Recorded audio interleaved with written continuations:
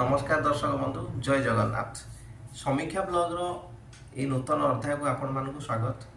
आज गोटे जरूरी गुरुत्वपूर्ण सूचना देवाई मुझे उपस्थित होती समस्ते ध्यानपूर्वक शुणु। ये सूचनाटी हूँ सुभद्रा विषय। सुभद्रा जो माने जो महिला माने अप्लाई करना 21 रु 60 वर्ष बयस भितर जो महिला माने इलिजिबल महिला माने अप्लाई करना अप्लाई करने शेष तारीख गवर्नमेंट स्थिर कर मार्च मास 31 तारीख। तो ये मार्च मास 31 तारीख सुधा आपण माने निकटस्थ जनसेवा केंद्र बा मो सेवा केंद्र को जाइकरी आपण सुभद्रा स्कीम अप्लाई कर दियंतु। आप सुभद्रा फॉर्म में देखिपारे जो मैंने इलिजिबल अच्छा आप जो फॉर्म पछपटे घोषणानामा जो रोचे ये घोषणानामा आप पाइपर कौ मैंने इलिजिबल अच्छा बोली जानीपारे क्राइटेरिया से लिखाई पछपटे से क्राइटेरिया जो मैंने अंतर्भुक्त अच्छा जो मैंने इनक्लूडेड होती से मैंने जाकि अप्लाई कर दिंतु मार्च 31 तारीख। आउ गोटे कथा ये कहवाक चाहे आपणकर अप्लाई करिया पूर्व निजर बैंक अकाउंटा को आधार सहित लिंक थिबा बैंक अकाउंट को बैंक सहित लिंक अच्छी से निश्चिंत करनियंतु।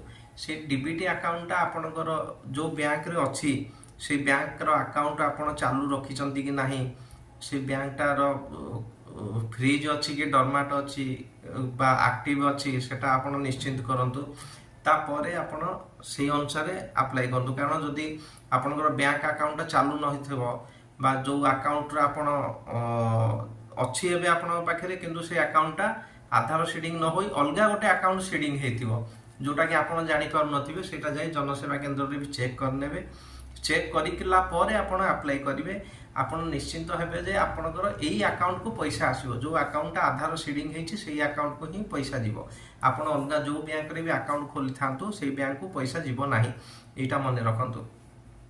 तेणु आपण सीडिंग हेथिबे अकाउंट को ही पैसा जीवो सेई अनुसार आपण अप्लाई करंतु। सेटा आपण चेक करि परिबे जनसेवा केंद्र रे जो संचालक रही से आपन को कहीदेवे बा मो सेवा केंद्र संचालक आपन को जनईदेवे कौटी कौ अकाउंट कौ बैंक अकाउंट आपणकर आधार सहित लिंक अच्छी आपन फॉर्म को सठिक भाव में फिलअप करी आधार को चेक करी बैंक अकाउंट को चेक करी सठिक तथ्य देकरी अप्लाई करंतु।